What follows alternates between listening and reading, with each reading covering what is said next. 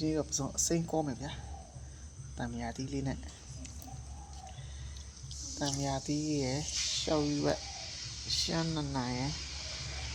ကြက်တော်အဖြူကတော့ကျွန်တော်လှိရမှာပြင်းလို့မထည့်တော့ဒီလိုသိမ့်မုတ်လေးနဲ့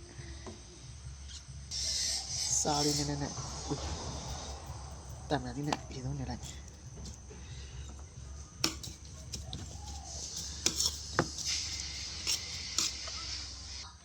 ပြီးအကုန်ထက်ပြီလားကိုကစားအဆင်ပြေတယ်လို့ပဲဟို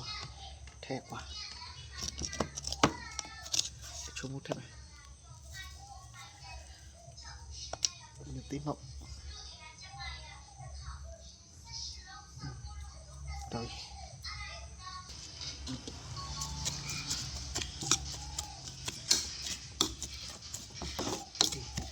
ใหญ่เนี่ยแท้เลยใหญ่เนี่ยแท้เลย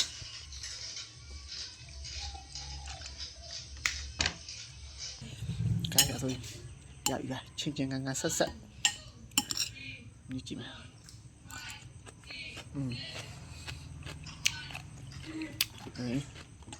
มันเนี่ยผสมกับยาเยอะดีเนี่ยสวยอยู่